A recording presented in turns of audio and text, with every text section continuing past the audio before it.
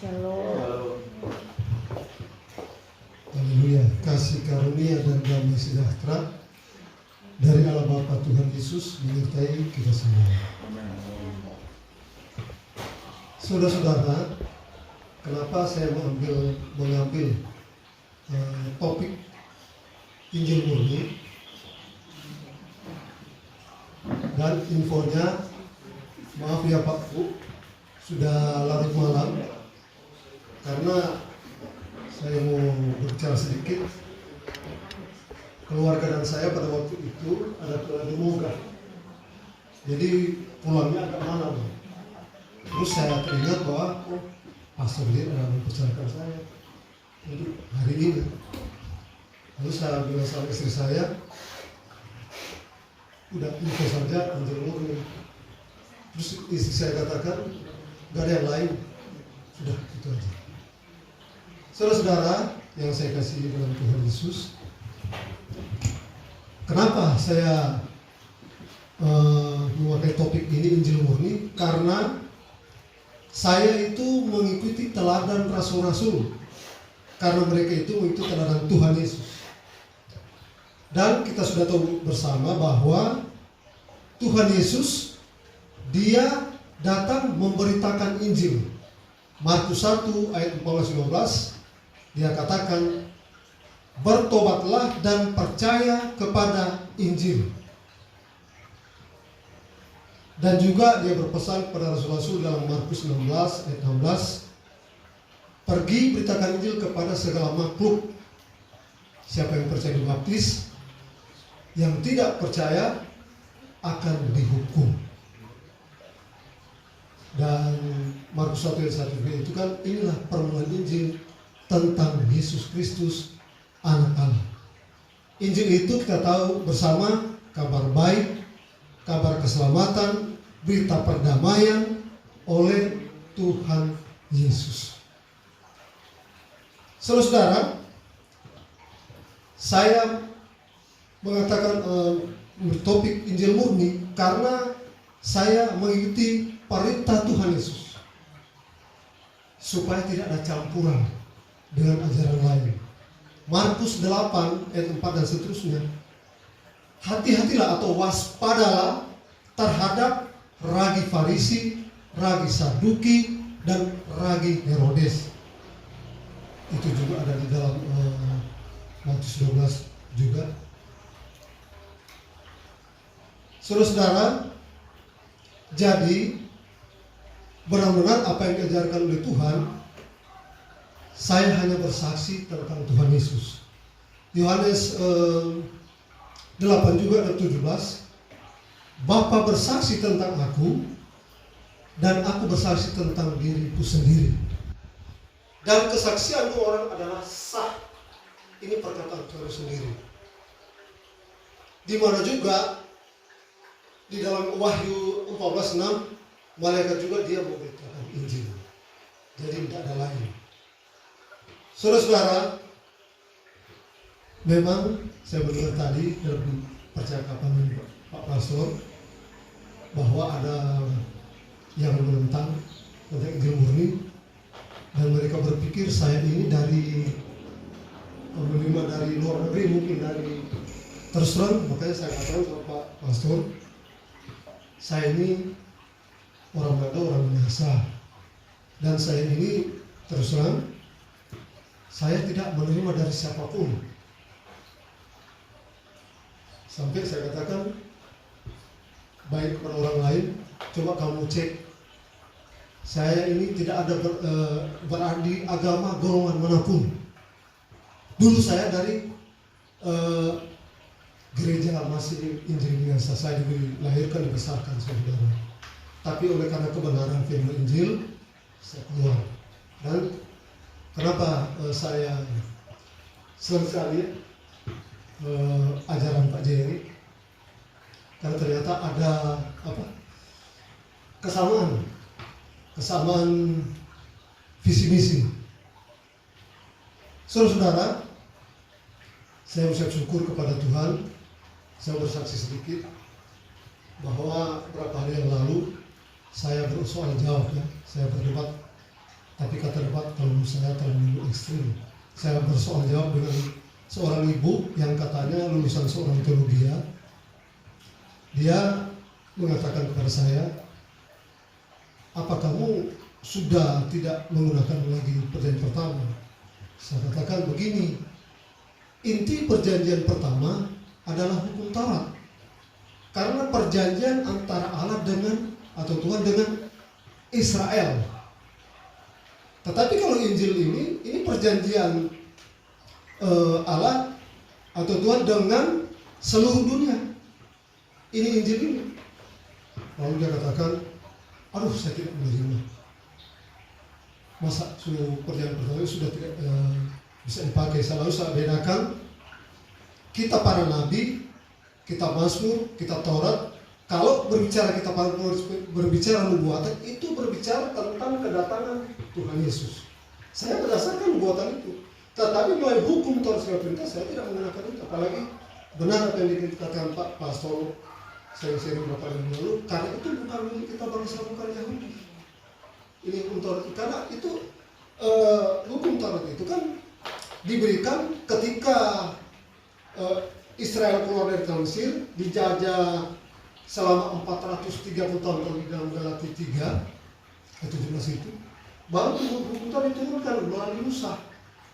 Jadi bukan orang Arab, bukan orang Indonesia yang diberikan hukum itu. Kalau dia bersikeras, aduh, tapi saya tidak menerima. Saya bilang, kalau saya hidup di zaman hukum Taurat, tentu saya akan turuti. Itu pun kalau saya bangsa Israel, saya katakan padanya. Tapi saya di bangsa Indonesia, kita bangsa bukan Yahudi. Yesus 36 oleh berita Injil turut menjadi ahli waris, anggota tubuh, peserta dalam janji yang diberikan dalam Tuhan Yesus. Jadi saudara-saudara, saya katakan, saya angkat jempol, hukum Taurat itu benar, amin. Tapi ada masa berlakunya. Masa berlakunya di mana? Lukas 16, kitab para nabi dan hukum Taurat hanya berlaku sampai zaman Yohanes Pembaptis. Waktu itu Injil Kerajaan Allah mulai diberitakan, Tuhan Yesus ada. Tuhan itu adalah Injil. Dia tadi katanya dia mau berbohong. Katanya lama dia juga masih kantor dengan Matius 5 ayat 11, 16-17. Aku datang bukan untuk menyedarkan, melainkan menggenapi. Itu dalihnya. Saya aminkan itu perkataan itu sebelum semua terjadi. Kalau demikian perkataan Tuhan Yesus yang lainnya, yang lain di dalam Markus 2, di mana Tuhan dan Rasul gandum pada sahabat, ini sahabat itu. Berarti kalau Tuhan Yesus hidup dalam kota, dia melanggar sendiri. Tuhan tidak konsekuen, bertolak belakang. Tetapi Tuhan datang menciptakan Injil. Saya bilang betul sebelum semuanya terjadi. Terjadi mana? Di kayu salib. Dan kalau demikian Rasul Paulus nggak benar dia diutus oleh Tuhan. Karena Rasul Paulus sendiri, Efesus 2, 13, 14, 15, dialah damai sejahtera kita yang telah mempersatukan kedua pihak, yaitu orang Yahudi dan bukan Yahudi, dan menjadi satu saudara dan dunia. Karena oleh sebab itu, dengan matinya ia sebagai manusia, ia telah membatalkan hukum Taurat dengan segala perintah dan ketentuannya untuk menciptakan bangsa Yahudi dan bukan Yahudi menjadi satu manusia baru dalam dirinya. Jadi kalau demikian, kontra. Sebenarnya begini, kalau kita paham, itu tidak kontra, dan Tuhan Yesus pun tidak kontra. Sebelum sudah terjadi, sebelum Tuhan disalibkan, dan Rasul Paulus nanti dia katakan setelah Tuhan mati, dengan matinya. Waktu Tuhan bilang, aku datang bukan meniadakan, sebelum sudah terjadi. Nah, oke lah. Kalau saudara masih mau melakukan hukum Taurat ini dan bukan ayat-ayat, saudara, yang saya akan jelaskan, lalu saya dengan iman. Roma 1 ayat 16, aku mempunyai keyakinan yang kokoh dalam Injil, karena Injil adalah kekuatan kuasa Allah yang sanggup menyelamatkan pertama-tama orang Yahudi, juga bangsa bukan Yahudi atau orang bersunat juga tak bersunat, karena kita bangsa bukan Yahudi disebut orang Yahudi, bukan orang Taurat bukan bersunat. Tetapi menurut hukum Taurat, suatu hukum yang dikeluarkan dahulu dibatalkan. Itu Ibrani 7:18, karena tidak mempunyai kekuatan. Ya, aku mempunyai keyakinan yang kokoh dalam Injil, karena Injil adalah kekuatan. Tapi untuk hukum Taurat, suatu hukum yang dikeluarkan dahulu dibatalkan karena tidak mempunyai kekuatan. Nah, mana yang saya mau ikuti? Yang memiliki kekuatan atau yang tidak mempunyai kekuatan? Lalu saya sampaikan kepadanya, hukum Taurat itu benar. Karena dalam Galatia 3:22 itu penuntun, hukum Taurat menuntun kepada iman, kepada Tuhan Yesus. Setelah iman itu ada, kita tidak berada lagi di bawah pengawalan penuntun. Makanya sekarang saya yakin dan percaya kita semua ini, yang kita percaya cuma satu, yaitu Yesus. Tidak ada lain. Karena hukum Taurat itu dia tidak bisa menyelamatkan. Saudara-saudara, kalau di 23 itu ayat 6 dan seterusnya itu ada perbandingan tentang firman hukum yang ditaruh pada roh batu dan pada roh daging. Tapi firman Tuhan Yesus ditaruh pada kita pada roh daging atau dalam hati. Kalau Roma 10:8, firman itu dekat di dalam hatimu dan di dalam hati. Itulah firman Injil yang kami beritakan.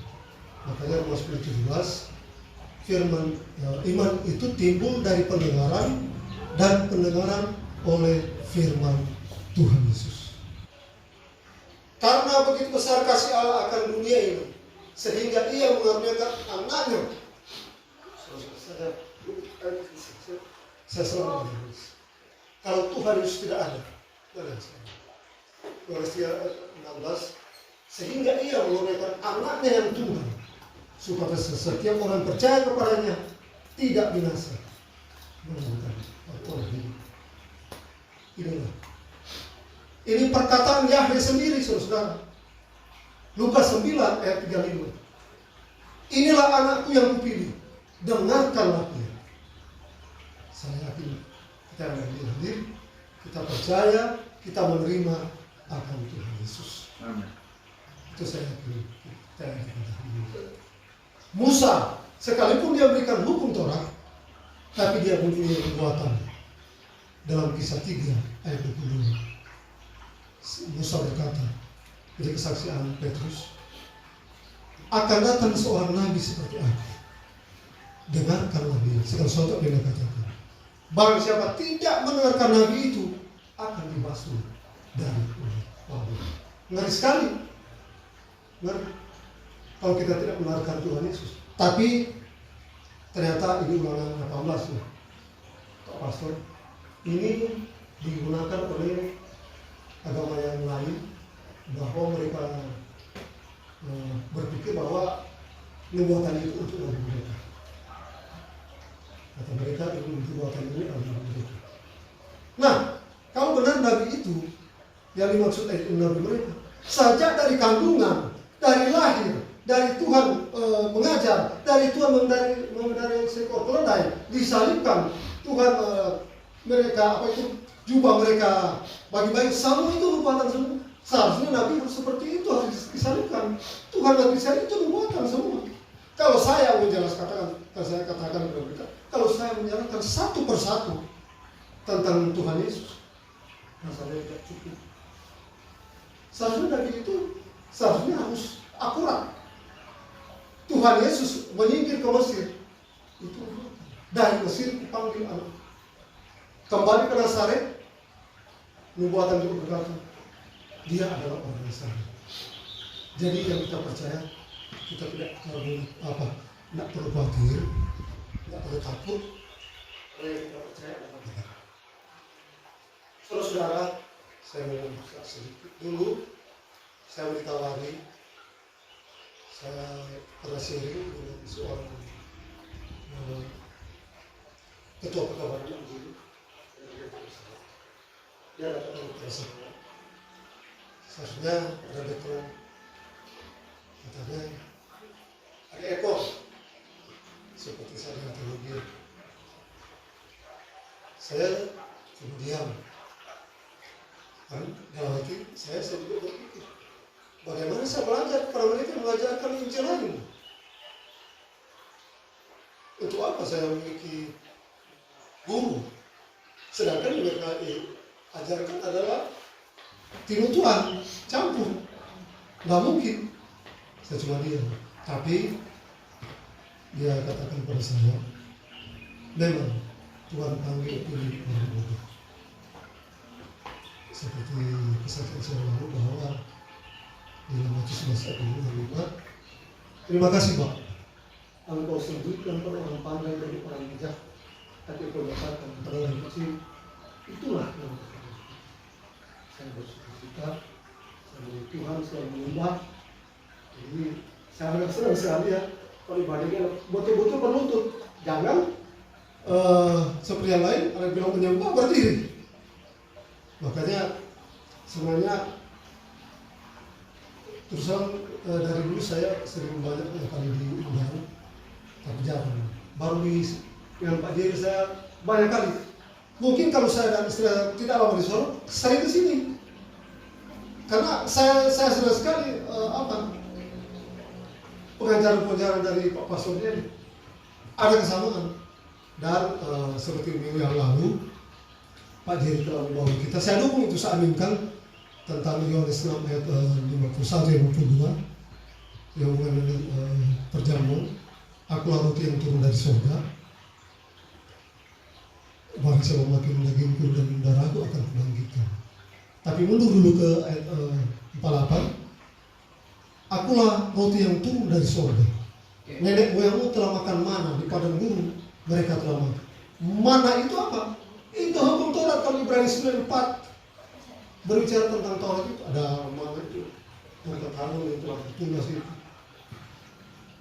Tetapi kalau kita makan daging dan minum darah Tuhan, itu saya aminkan itu pasti akan selamat.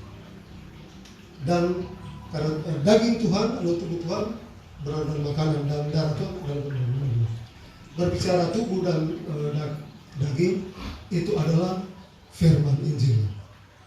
Karena firman yang telah menjelma jadi manusia. Itu Yohanes 1 ya Pak. Firman yang menjelma jadi manusia. Jadi Yesus itu adalah firman, bukan manusia biasa, bukan seperti kita itu dilahirkan secara jasmani oleh kedua orang tua kita. Tidak. Saya mengukur Tuhan Yesus secara rohani, dia adalah roh kebenaran, roh Allah yang dikandung oleh Maria. Jadi saudara-saudara, kenapa saya sedikit menyinggung mana itu hukum Taurat? Karena hukum Taurat itu adalah hukum yang membawa kepada kebinasaan. Saya juga saksikan bahwa jikalau kita masih mengajarkan Taurat, apalagi mencampur dengan Injil, itu tepat di Kisah 15 itu dibantah keras oleh Rasul-Rasul. Saudara-saudara, itu akan mencobai Allah. Kalau Kisah 15 ayat 10, di mana Rasul-Rasul mereka berkumpul dan bersatu dan mengatakan kepada mereka yang memasukkan ajaran Taurat itu, nenek moyang kita sendiri tidak dapat memikul. Lalu mau dimasukkan, mau diterapkan lagi di hukum Taurat ini, mau mencobai Allah. Kalau di Roma 2 ayat yang 19 sampai 21-22, itu orang Yahudi bermegah dengan hukum Taurat, tetapi melanggar, menghujat Allah, sehingga nama Allah dihujat di antara bangsa-bangsa.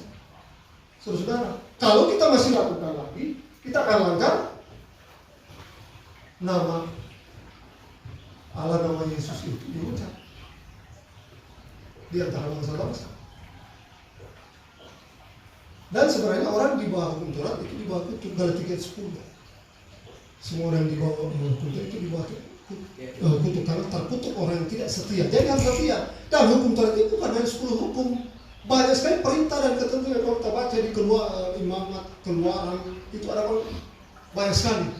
Cecak saja kalau dia ada di dalam rumah, bongkar rumah, apa kita akan sanggup. Itu masuk dari perintah, ketentuan, bukan hanya 10 hukum. Saudara-saudara, jadi saya ini benar-benar hanya memberitakan tentang Tuhan Yesus. Jadi tidak ada ragi. Jangan seperti Galatia 5 ayat 9. Ragi sedikit menghamili seluruh adonan. Ragi Taurat, karena dari pasal 1 di dalam Galatia 5 ayat 1 itu, supaya kita jangan lagi ada perhambaan, diperlakukan perhambaan.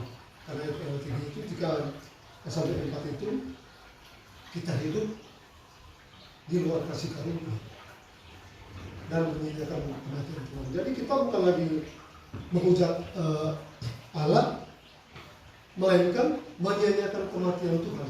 Karena di dalam Galatia 21 kita hidup di luar kasih karunia kalau kita masih melakukan kebenaran Tuhan.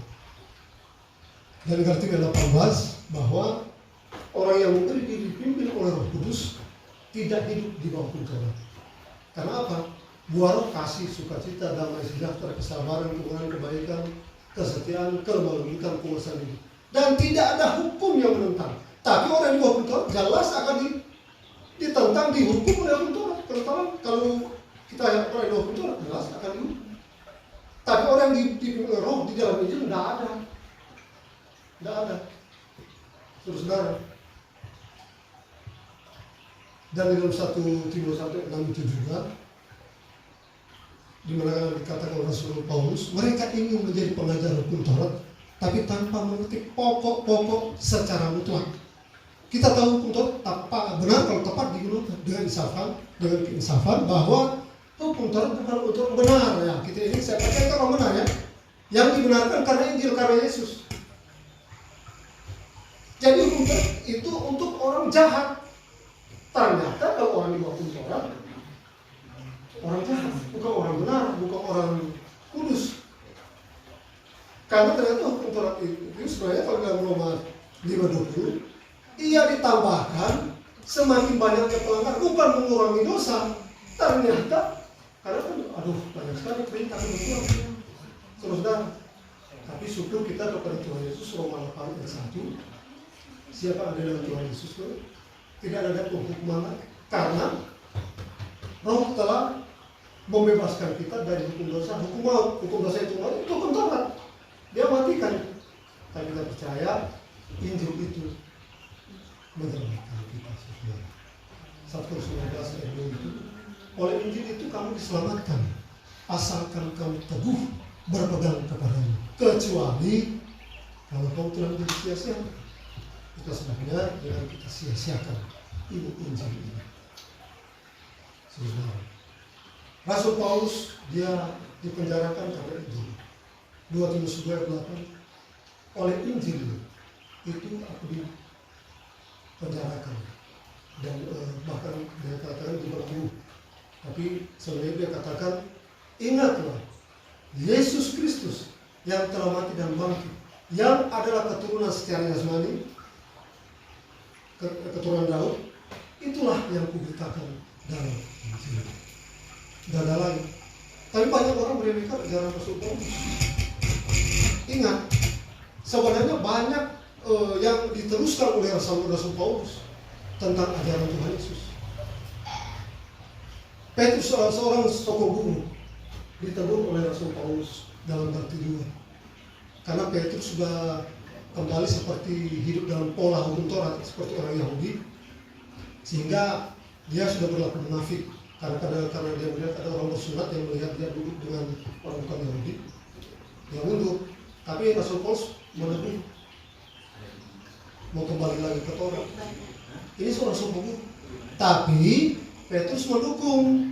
2 Petrus 3:19, seperti saudara kita Paulus telah menulis, ada hal-hal yang sukar dipahami sehingga mereka tidak tahu gimana memutarbalikkan. Nah, ini kan Pak Jerry termasuk mendukung saya memutarbalikkan itu. Dalam Galatia 1 ayat 6. Memutarbalikkan ke mana? Ke Taurat. Karena Galatia 2 ayat 15-19, Rasul Paulus katakan, secara turunan kami dari bangsa Yahudi, kamu tahu tidak seorang pun dibenarkan karena melakukan hukum Taurat, hanya iman kepada Tuhan Yesus. Roma 3. 9, baik orang Yahudi maupun bukan Yahudi, dia benarkan karena iman. Iman kepada siapa? Kepada Tuhan Yesus. Karena hukum Taurat bukan dasar iman. Seperti dalam Galatia 2 ayat 12 itu, dasar hukum Taurat bukanlah iman. Tapi siapa yang melakukannya akan hidup olehnya. Tapi tidak seorang pun yang dapat melakukan hukum Taurat. Ahli Taurat sendiri melanggar. Kenapa Tuhan Yesus mengecam celaka kaum ahli Taurat? Mereka cuma mengurus 1/10, ada 9 hukum lain mereka abaikan. Dan saudara, terserah kenapa saya mengangkat Injil murni. Betul murni, tidak ada lagi Farisi, lagi Herodes. Lagi Herodes itu kalau dulu saya pernah sharing dengan Bapak almarhum Rudy Pak itu, dia katakan pada saya, menurut tanggapan Anda, karena di dalam gereja mereka sudah ada banyak pendeta yang berpolitik, tapi sebenarnya saya tidak mau secara dengan mereka. Saya coba berpikir begini, sebenarnya pelayan itu dia bebas dari ragu. Karena kalau saya kenal ragu Herodes bicara pemerintahan itu, karena rasul-rasul mereka tidak berpolitik, tidak berbicara dengan politik itu kan dengan kata lain licik, bukan gitu ya Pak Master? Politik dengan kata lain licik, ya kan politik. Rasul-rasul berbicara dengan hati nurani murni dan dalam Roh Kudus. Tidak ada maksud-maksud palsu atau maksud loba. Kalau dalam 1 Tesalonika 2 itu ayat 5 itu, malah dia berbicara dengan murni. Saudara.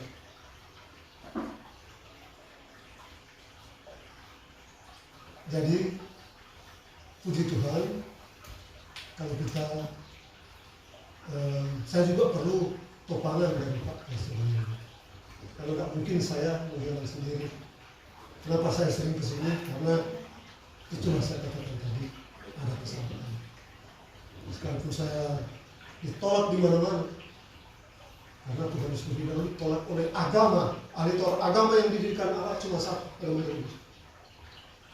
Kalau Pak Jerry mungkin pernah dikucilkan oleh majelis daerah, kalau Rasulullah Tuhan, majelis agama. Saya bikin Pak Jerry jangan takut, karena memang Yohanes 19 ayat 2 yang 1-2 itu Yohanes 19 kamu akan dikucilkan, dan setiap orang yang maniai kamu, mereka berpikir berbuat bakti kepada Allah, para bukan. Ya, saya juga tidak takut. Kenapa? Bahkan saya ingin sekali mati karena kebenaran, karena kesaksian, karena Tuhan Yesus.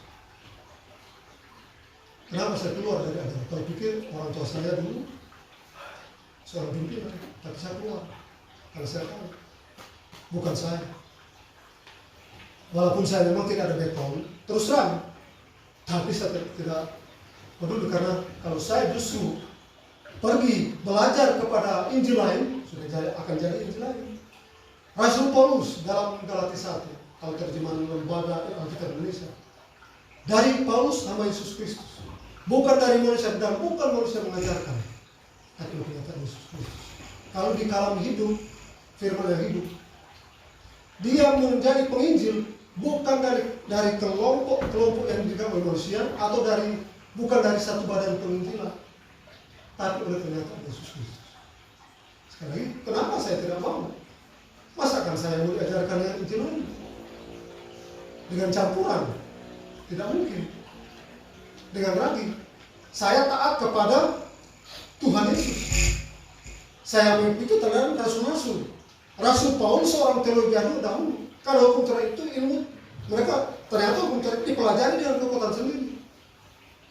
Teologi dari agama ini sudah ada. Ilmu yang mempelajari tentang Tuhan. Rasul Paulus dulu di situ. Filipi 3 itu, mulai ayat 34 itu, dia bilang terhadap hukum Taurat dia tidak bercacat. Dia dibandingkan Gamaliel dari suku Benyamin.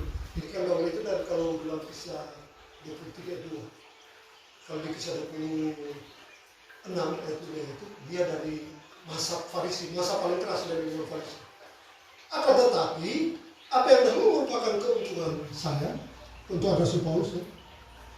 Sekarang kau anggap rugi oleh pengenalan akan Yesus Kristus lebih mulia dari sekarang. Jadi kalau ada orang meremehkan ajaran Yesus, Tuhan tidak pernah mendoakan pemimpin dari kepala. Yohanes 17 di mana Tuhan mendoakan rasul-rasul dan orang-orang yang percaya kepada Tuhan Yesus. Coba dibaca itu sama saya minta tolong. Yohanes 17 ayat 20 kalau tidak salah. Ya. Dan bukan untuk mereka ini saja aku berdoa. Sebelum berarti dari Islam sebelum. Dan aku menuliskan diriku bagi mereka supaya mereka pun diluruskan dalam kebenaran. Ya, terus. Dan bukan untuk mereka ini saja aku berdoa. Bukan hanya rasul terus. Tetapi juga untuk orang-orang yang percaya kepadaku oleh pemberitaan mereka. Ya. Ini perkataan siapa? Perkataan Yesus. Jadi Rasul-Rasul itu punya jaminan. Saya lebih berpegang pada Rasul-Rasul. Karena Yesus 2:20 dibangun di atas para Rasul, para Nabi dengan Tuhan Yesus sebagai batu penjuru dunia. Kalau dalam Roma 9:33 di situ dikatakan, sesungguhnya di Sion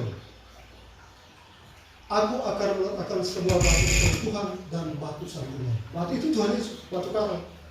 Barang siapa percaya kepada tidak akan dipermalukan. Jika kita percaya kepada Tuhan Yesus, tidak akan dipermalukan. Tapi mula-mulanya ditolak oleh orang Yahudi, seperti dalam Matius 20 ayat 24 Matius 21.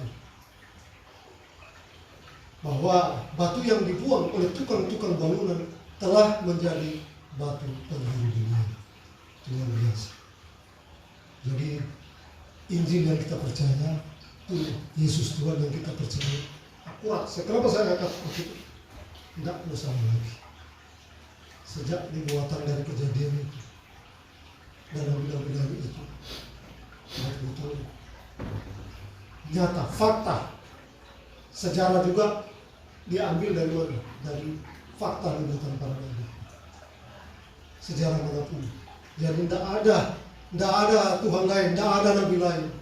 Dan memang Yesus itu sudah dibuatkan lebih dahulu seperti Matius 12 bahwa dia ada seorang hamba, dan juga di ayat lain dia seorang raja, dia adalah Tuhan, dia adalah gembala. Kalau Mazmur Tuhan adalah gembala yang benar semua itu adalah Tuhan. Jadi kita tidak perlu khawatir kepercayaan kita. Mungkin ada tambahan dari pastor. Terpujilah nama Tuhan Yesus, kasih karunia dan damai sejahtera dari Allah Bapa Tuhan Yesus menyertai kita semua.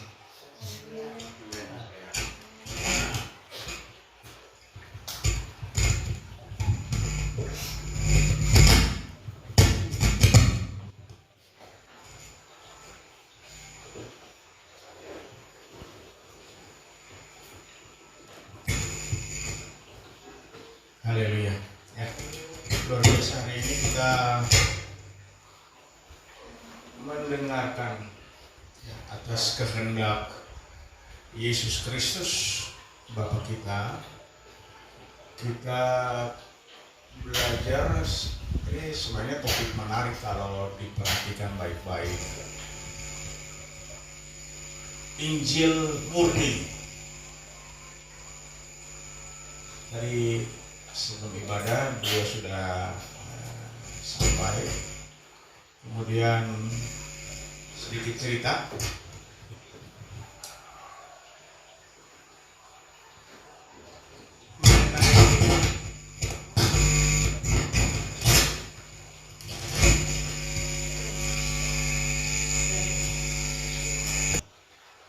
ada sedikit membingungkan ya. Ketika ketika dua term ini digunakan, ada banyak orang awam yang jadi bingung antara asli dan murni. Beberapa tahun yang lalu ketika saya masih bekerja di divisi komputer, di sebelah Visikom itu ada perusahaan yang khusus jual madu. Saya belajar dari direktur utamanya, ya, sudah cukup umur. Beliau mengatakan bahwa tolong bedakan madu asli dan madu murni. Terus kita tanya, apa sih itu beda? Madu asli itu ada campurannya. Tapi kalau madu murni itu benar-benar tidak ada campuran, madu tok, madu sejati. Nah, ada kebingungannya kalau saya awam ya. Untung lagi kebetulan ya, atau bukan kebetulan, bahwa di Rote itu adalah, saya bisa dikatakan bahwa pusat madunya. Sampai ada madu batu, ada madu jadi kalau madu batu itu dikarenakan daerah sana kan batu karang yang teguh ya, alkitabiah banget. Jadi ada madu yang kecil sama dengan lalar ya. Lebih kecil dari lalar lagi, modelnya mirip-mirip sudah. Nah itu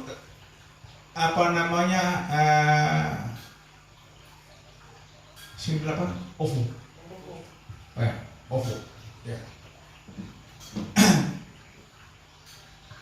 Jadi hasil dari madu batu, lebah batu itu dia, madu batu itu sangat jernih, cenderung putih. Dan itu katanya ada khasiatnya. Saya beberapa kali memang diinjeksi oleh OVO ya, bangka-bangka. Karena mau setel jago, ambil ada DP sarang, ada tergantung. Jadi pergi, kita belum sampai di sarang sudah potato, ya, sudah tikam. Jadi orang yang bekerja khusus untuk produksi madu itu tahu persis apa tuh asli, apa tuh murni. Nah memang sekarang ada banyak selewiran pelajaran-pelajaran yang antara asli dan murni ini banyak orang Kristen sudah nggak tahu. Kalau tidak belajar benar-benar, ya, tidak akan tahu. Ketika saya berdiskusi, ya, saya terus teringat saja pertanyaan yang sampai sekarang tetap mengiang-ngiang, kenapa di dalam perjanjian baru kok terjadi silang pendapat yang begitu tajam, kenapa terjadi perdebatan teologis yang begitu tajam, ya. Kemarin saya muat flyernya, saya muat di Facebook. Yang tanggapi pertama itu adalah pendeta STH dari atau gembala dari GPDI. Ini dia bilang, kenapa tulis Injil murni? Ya. Injil murni itu ada trinitasnya. Lari dari mana ke mana. Ya. Dapat sayang ini pendeta-pendeta di PDI, gembala-gembala. Nggak mau belajar. Ya kita ya mau bilang darah naik di ubun-ubun, atau mau marah bagaimana, orang yang tidak ada. Ya. Kemudian ada satu akun pakai namanya penerus John Calvin. Aduh. Itu lebih soy memang cara ke-13 ini. Dia hujat habis-habisan memang, dia cuma itu Yosua Teu, itu Kesia Dapari, ya. Dia cuma itu MDP nama. Ini memang provokator sejati memang. Itu cuma petinggi-petinggi apa GPDI Sulut sampai di pusat nih. Dia cuma habis. Ya. Ya kemudian Ibu Reni ada masuk kemudian mencoba untuk siram air es kompres dengan es batu. Cool yo, ya cool sih memang kalau orang sabar, saya yang sabar.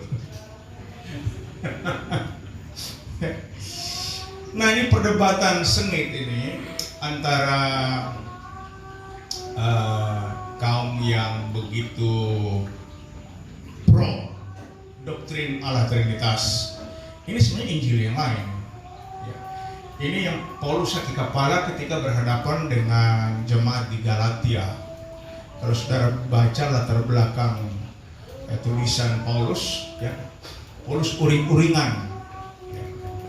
Coba baca dulu Galatia 1 ayat 6 sampai 9. Tolong baca.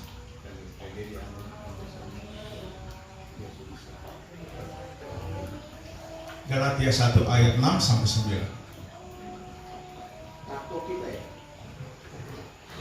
Hanya satu Injil. Aku heran bahwa kamu begitu lekas berbalik daripada Dia yang oleh kasih karunia Kristus telah memanggil kamu dan mengikuti suatu Injil lain yang sebenarnya bukan Injil. Hanya ada orang yang mengacaukan kamu dan yang bermaksud untuk memutarbalikkan Injil Kristus. Tetapi sekalipun kami atau seorang malaikat dari surga yang memberitakan kepada kamu suatu Injil yang berbeda dengan Injil yang telah kami beritakan kepadamu, terkutuklah dia. Seperti yang telah kami katakan dahulu, sekarang kukatakan sekali lagi. Jikalau ada orang yang memberitakan kepadamu suatu Injil yang berbeda dengan apa yang telah kamu terima, terkutuklah dia. Jadi bagaimana sekarang? Adakah ku cari kesukaan manusia atau kesukaan Allah? Adakah ku coba berkenan kepada manusia? Sekiranya aku masih mau mencoba berkenan kepada manusia, maka aku bukanlah hamba Kristus. Aku bukanlah hamba Kristus jika memberitakan atau berpihak kepada Injil yang lain. Nah ini perjuangan Paulus berhadapan atau menghadapi jemaat Kristen yang asal muasalnya dari Yahudi, Yudaisme. Mereka masuk menjadi anggota jemaat yang dilayani oleh Paulus, mempertahankan pemberlakuan Torah. Alkitab sudah mengatakan bahwa tidak ada yang dapat dibenarkan kalau melakukan hukum Torah. Tapi mereka menyusup masuk dan mendesak jemaat yang non-Yahudi untuk melakukan Torah. Salah satunya sunat, harus sunat. Makanya Paulus bilang ada Injil lain. Ada Injil lain.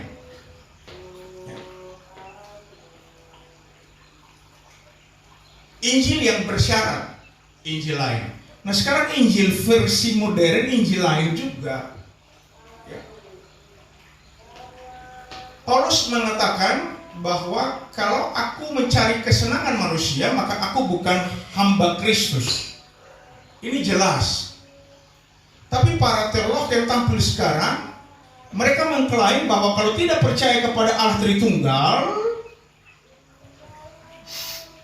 nah ini ramai ini. Ini Injil lain yang masuk. Lalu kita hanya membeo saja. Kita dilarang jelas-jelas untuk percaya kepada Yesus Kristus satu-satunya Tuhan. Ini kita harus klarifikasi. Ya. Saya mendeklar atau saya memberikan suatu pernyataan di Facebook dan beberapa kali itu.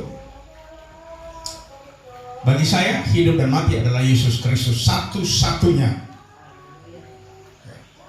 Tidak bisa ditawar-tawar. Kalau orang belajar jelas, ya, kalau ikut bahasa aslinya, itu kita akan ketemu itu Yahweh, dan Yahweh itu menjadi manusia. Ya. Makanya itu di Efesus pasal 2 ayat 15, dengan matinya sebagai, dalam bahasa Yunaninya bukan sebagai manusia, bukan anthropos, tetapi sebagai daging yang dijadikan tumbal. Dia membatalkan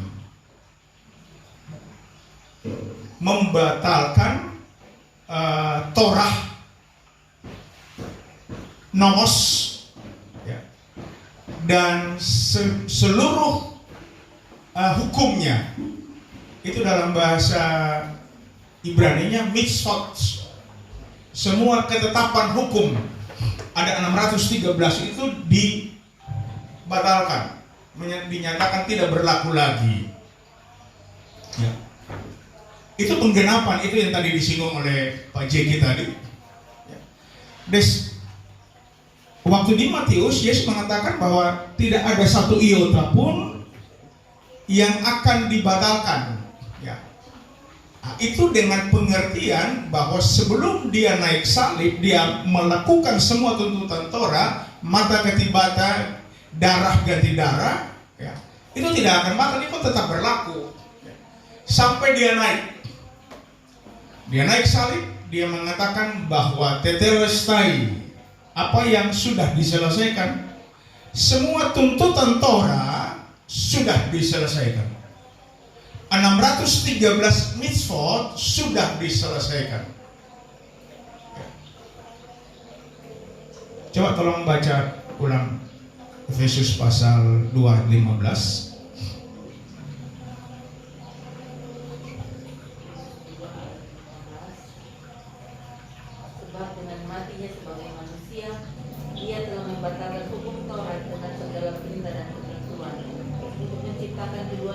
Iya. Satu manusia baru di dalam diri. Iya. Dan dengan itu mengadakan damai. Iya. Manusia baru. Ya. Jadi Israel menuntut bahwa sayalah pewaris kerajaan, kamilah pewaris kerajaan sorga, karena percaya kepada Yahweh. Ya. Itu mereka klaim. Lalu semua yang di luar Israel itu disebut kafir.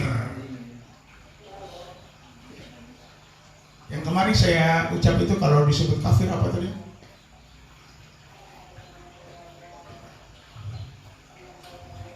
Gentiles, apa tadi ya? Bahasa Ibraninya lupa ya.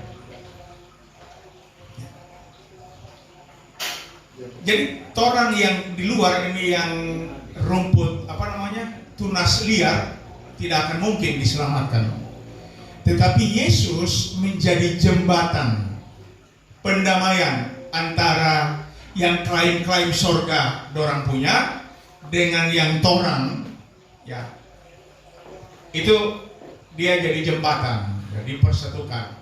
Nah, kalau baca seluruh ketetapan, ketentuan dan apa tuh? Tolong diulangi tadi. Membatalkan hukum Taurat dengan segala perintah dan ketentuan. Iya, perintah dan ketentuan, mitzvot dan dogma. Ya. Kalau dalam bahasa Yunaninya dogma. Seluruh aturan-aturan gereja, organisasi, dogma-dogma gereja dibatalkan, dinyatakan tidak berlaku lagi. Ya.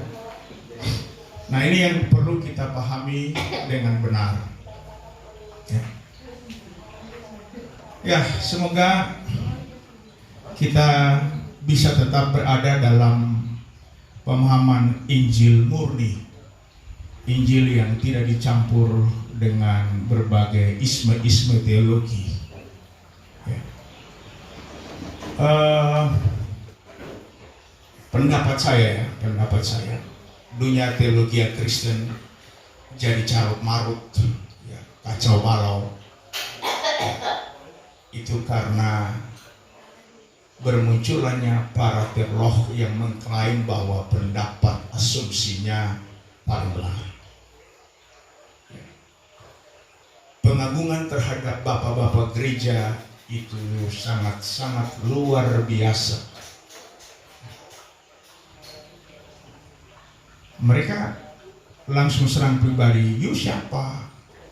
Ya, harusnya bersyukur kepada bapak-bapak gereja karena Injil bisa sampai, Alkitab bisa sampai karena ada bapak-bapak gereja.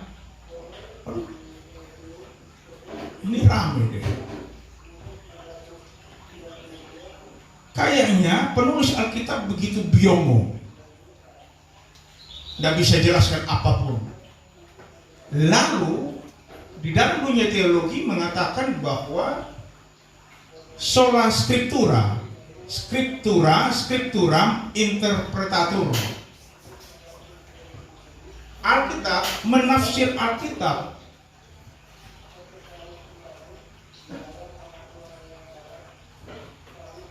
Lalu kita dihujat habis-habisan. Terkutuklah orang yang itu saya terima hampir tiap hari. Itu yang itu John Calvin, penerus John Calvin. Tiap hari dia kutuk. Kutuk kita.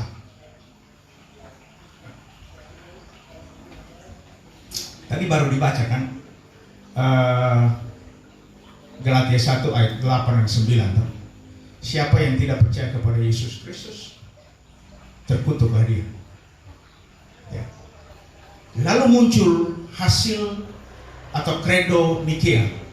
Siapa yang mengubah atau tidak percaya kepada hasil musyawarah mufakat, terkutuklah dia. Kata yang dipakai sama persis, anathema.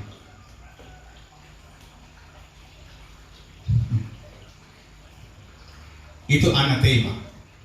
Ya, nanti silakan periksa saya. Kredo Nikea Konstantinopel. Ya. Saya melihat catatan Mbah Google, itu ada 21 konsili. Mulai dari 325 konsili Ekumene pertama, ya, sampai di 1965. Ya, ada 21 konsili. Konsili untuk menyatakan, konsili yang menyatakan kanon itu tertutup, kanon Alkitab tertutup, itu konsili Chalcedon 451. Ya. Dia menetapkan kembali perumusan tentang konsep Allah Trinitas. Saya periksa, mari orang perhatikan supaya kita bisa belajar baik-baik dan tidak latah. Ya. Kata Allah dalam bahasa Latin, tadi saya masih sempat tanya Pak Erik. Ya, itu kata Deus. Ya. Kata Deus itu bentuknya jamak, tidak ada Deus yang tunggal, jamak. Itu general term, itu setara dengan Elohim. Kalau saudara buka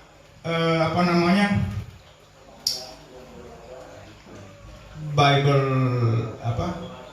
saya punya ini sebentar ya, Blue Letter Bible atau My Bible, itu dijelaskan bahwa Elohim itu common noun. Ya. Secara morfologisnya itu adalah plural. Orang Israel tidak percaya kepada Elohim, tetapi kepada Yahweh. Ini kita harus garis bawahi. Karena sejarah Elohim dimasukkan dalam catatan PL, ya, yang disebut sebagai Tanakh, ya. Tanakh, Torah, Nevi'im, kemudian apa? Ketuvim. Ya. Itu hanya 24 perjanjian lama, 24 kitab suci. Jadi orang Israel tidak memanggil Elohim itu Bapa. Tolong periksa seluruh Alkitab kalau kita salah. Tidak ada penyebutan Bapa kepada Elohim. Atau Elohim dipanggil Bapa, tidak ada. Yang dipanggil Bapa itu adalah Yahweh. Mari kita buktikan. Yesaya 63 ayat 9. Yesaya 63 ayat 16, kemudian Yesaya 64 ayat 8. Tolong, ada yang bisa membaca cepat?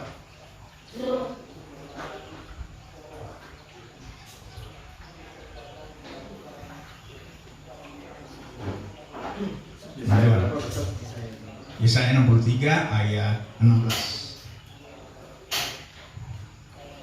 Bukankah engkau Bapa kami, sungguh Abraham tidak tahu apa-apa tentang kami, dan Israel tidak mengenal kami. Ya Tuhan, engkau sendiri Bapa kami, namamu ialah penebus kami, sejak dahulu kala. Ya, ya Tuhan, Yahweh Guru besar semua. Ya, itu Yahweh. Engkaulah Bapa kami, Ab, bahasa Ibrani-nya. Ya. Engkaulah Bapa kami, engkaulah penebus kami. Yesaya 64 ayat 8.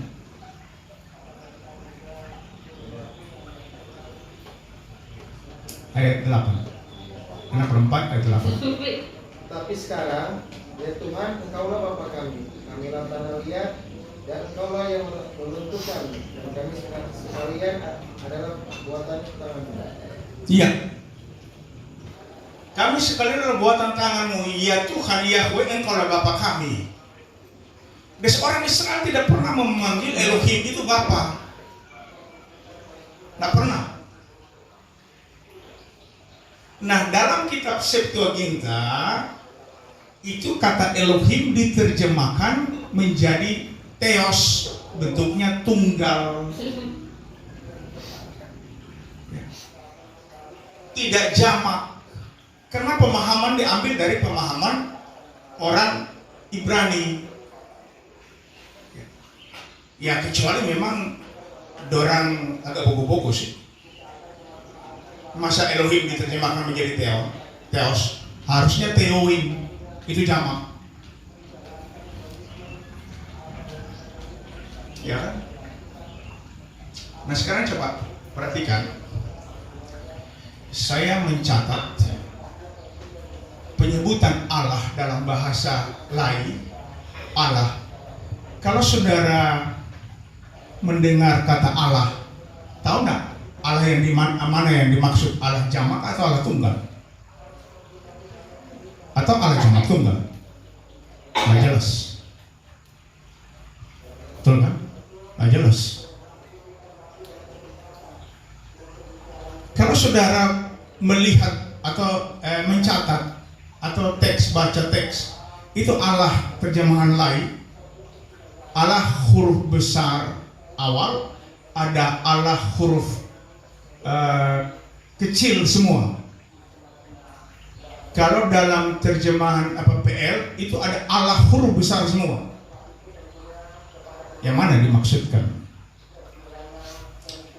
Ya. Dalam bahasa Ibrani itu jelas. Allah disebut yang jamak itu Elohim. Yang tunggal Elohim itu berasal dari kata Eloah.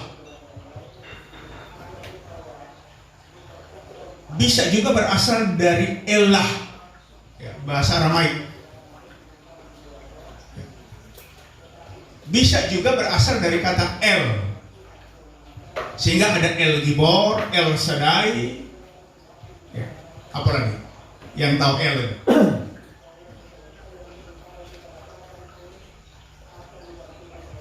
Kenapa kita tidak mengucapkan kata Yahweh saja? Karena memang itu dia nama.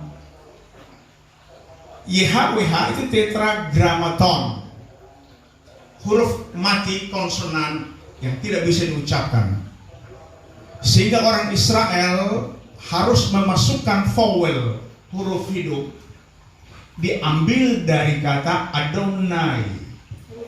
Huruf hidup itu dimasukkan ke dalam kata Yahweh, huruf mati tetragrammaton, sehingga bisa diucapkan. Ya. Orang Yahudi setahun sekali itu oleh imam besar dalam hari raya Yom Kippur, hari raya kemerdekaan, itu ucapkan kata Yahweh atau Jehovah setahun sekali. Kalau ada orang Israel jemaat yang bertanya, apa tadi ada bilang bro? Dia tidak akan mengucapkan Jehovah, tapi dia akan mengucapkan Jehovah. Sakralnya luar biasa.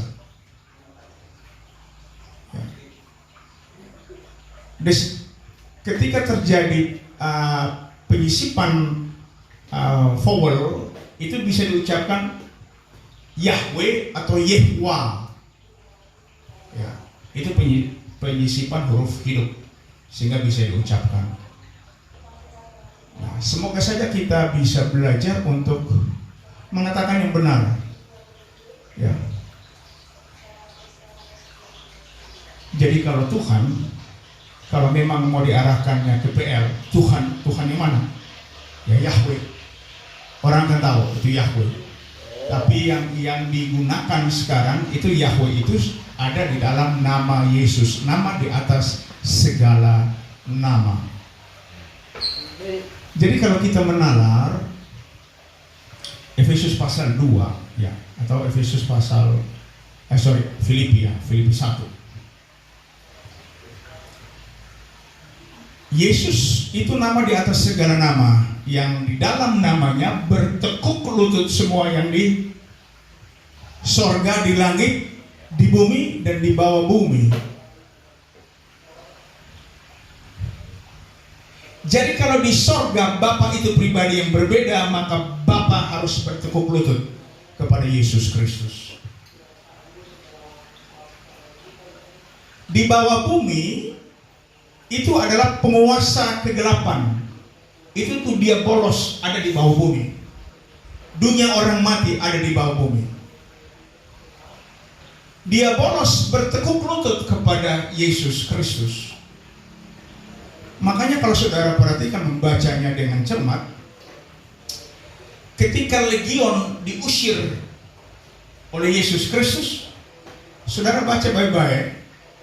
Legion datang kepada Yesus bertekuk pipto, mengatakan, apa urusanmu dengan kami? Belum waktu, belum masanya kami. Janganlah menghukum kami.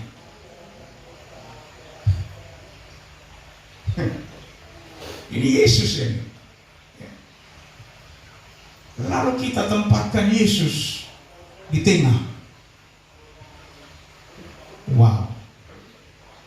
Ini penghujatan. Yudas bilang, coba baca di Yudas. Yudas ayat yang ke berapa ya? Yudas 1 ayat 4 ya kalau tidak salah. Atau ayat 5, tolong dicari. Menyangkal satu-satunya penguasa, satu-satunya penguasa.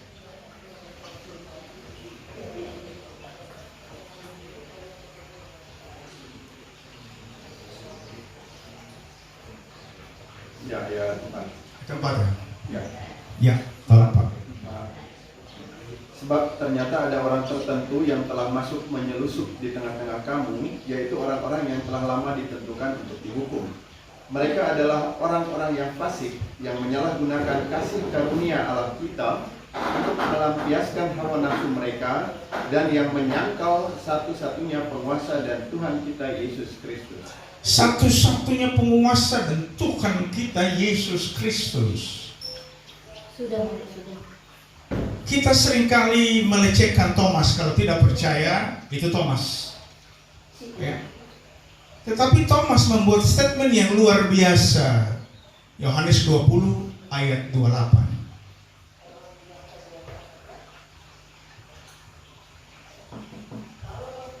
Mari belajar. Yohanes 20 ayat 28.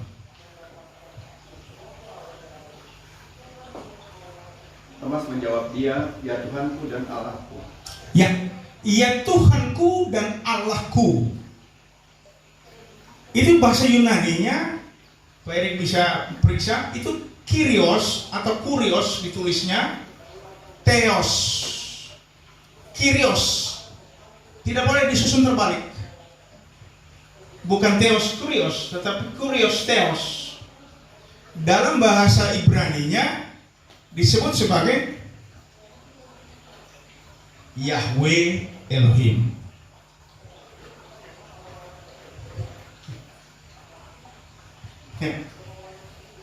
Yahweh Elohim. Engkaulah Yahweh Elohim.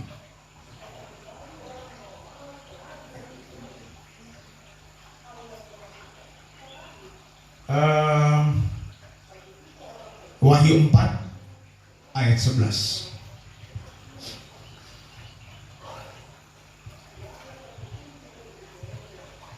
Ya Tuhan dan Allah kami, Engkau layak menerima puji-pujian dan hormat dan kuasa, sebab Engkau telah menciptakan segala sesuatu, dan oleh karena kehendak-Mu semuanya itu ada dan diciptakan. Tolong diperhatikan.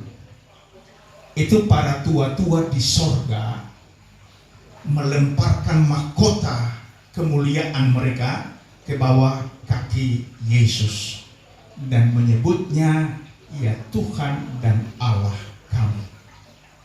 Theos atau Kyrios Theos. Kyrios Theos. Yahweh Elohim. Engkau telah menciptakan segala sesuatu.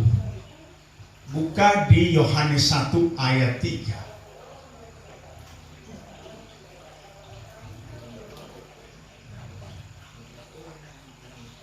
Segala sesuatu dijadikan oleh Dia, dan tanpa Dia tidak ada sesuatu pun yang telah jadi dari segala yang telah dijadikan. Iya. Segala sesuatu dijadikan oleh Yesus Kristus itu. Jelas. Tanpa Yesus tidak ada sesuatu yang telah jadi dari apa? Semua yang telah dijadikan apa? Tidak ada yang diciptakan.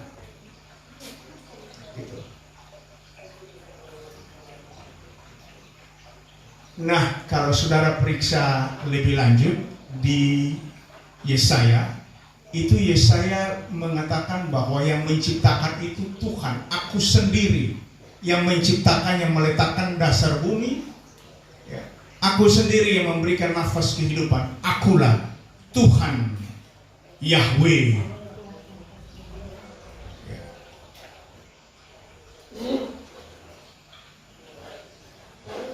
1 Petrus 1 ayat 20.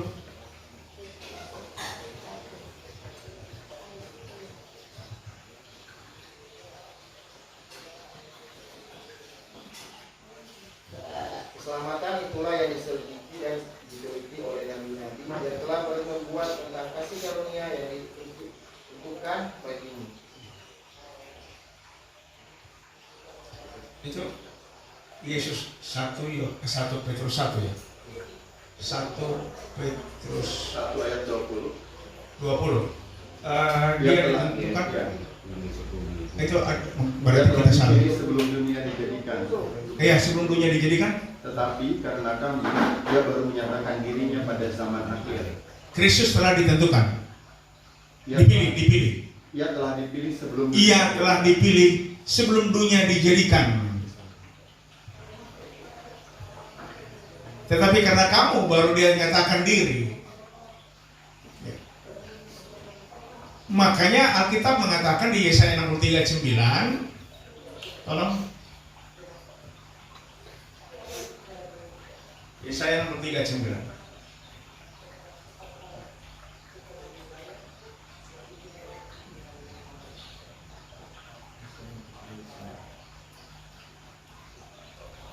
Dalam segala kesesakan mereka bukan seorang duta atau utusan, melainkan Dia sendiri yang menyelamatkan mereka. Dialah yang menebus mereka dalam kasih-Nya dan belas kasihan-Nya. Dia mengangkat dan mengendong mereka selama-lamanya kekal. Ya, jadi Yahweh menaruh roh nubuatan, perkataan nubuatan kepada Yesaya. Dia bilang, Yahweh sendirilah, bukan seorang duta ataupun seorang utusan, tapi Dia sendiri. Lalu yang datang ternyata Yesus itu bukan Yahweh. Mari kita menalar dengan benar. Kalau Yesus itu bukan Yahweh, maka firman ini dusta belaka. Karena ini salah total. Dia sendiri.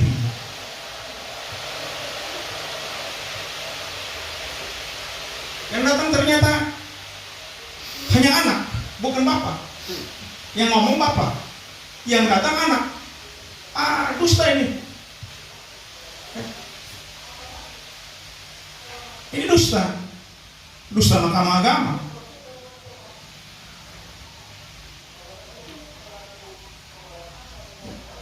Jadi ada perkataan-perkataan di dalam firman Tuhan yang tidak bisa diganggu gugat. Itu klaim itu.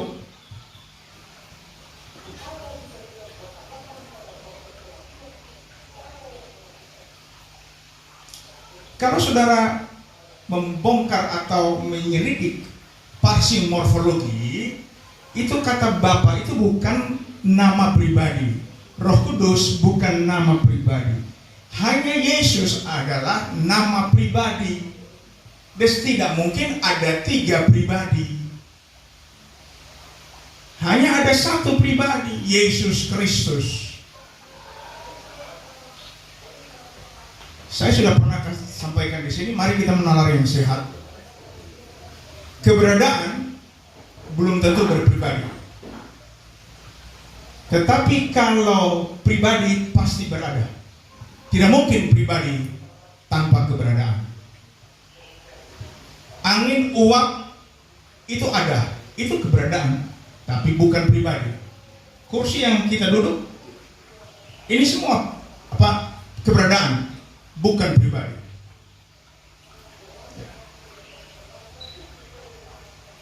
Marilah kita berpikir cerdas supaya jangan sekedar jadi pembeo teologis. Itu bahaya sekali. Orang akan masuk perangkap tritisme, atau paling tidak kita masuk perangkap sinkretisme. Ya.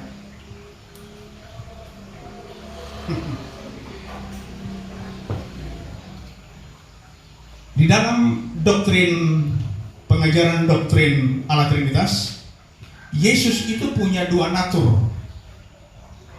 Tolong cari bahasa Indonesia atau buka kamus bahasa Indonesia. Natur itu apa? Yang saya tahu kamusnya alamiah, alami. Ya. Mari kita menalar. Kalau Yesus itu pencipta, lalu pada saat yang sama Dia diciptakan. Nah, orang ini ada sehat berpikir atau manusia itu adalah ciptaan. Yahweh adalah pencipta. Ada sesuatu yang tuna logika, illogical kalau pencipta jadi ciptaan. Itu sangat tidak mungkin.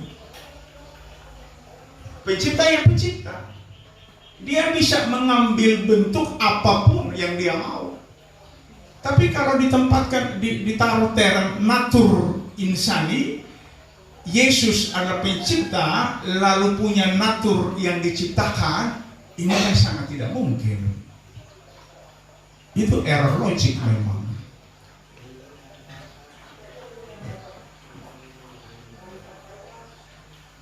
Ya dia dari awalnya pencipta, selama-lamanya dia pencipta. Makanya Yesus mengatakan di Yohanes, dibilang begini, aku dari atas.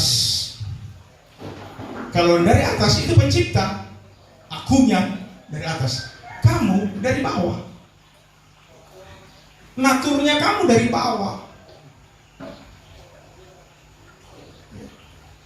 Ada klaim-klaim Yesus yang saklek memang. Lalu kita abaikan semuanya. Dan Yesus ditaruh di tengah. Ini adalah penghujatan humanisme halus. Ini adalah antikristus halus. Kalau tolak jelas-jelas Yesus adalah Tuhan, orang Kristen akan ngamuk habis-habisan. Tetapi Yesus diperlakukan salah satu Tuhan, ditaruh salah satu Allah, lalu dicekokin dengan asumsi-asumsi, maka orang Kristen akan bekerja sama.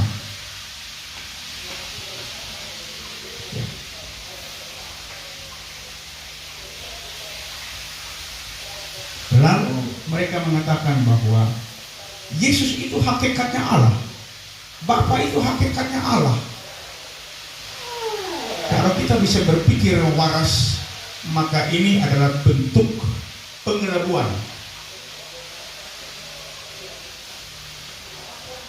Saya kasih contoh praktis.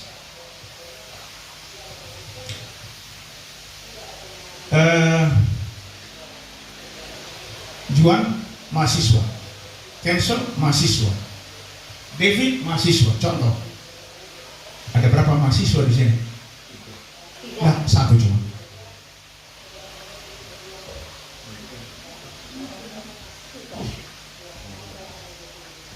Gimana ada Bapa, ada Putra, ada Roh Kudus, lalu satu Allah, Allah satu. Mana bisa?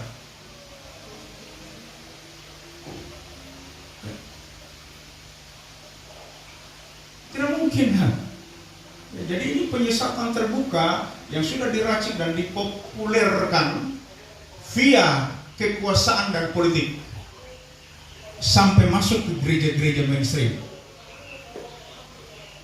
Lalu kita yang dihujat habis-habisan.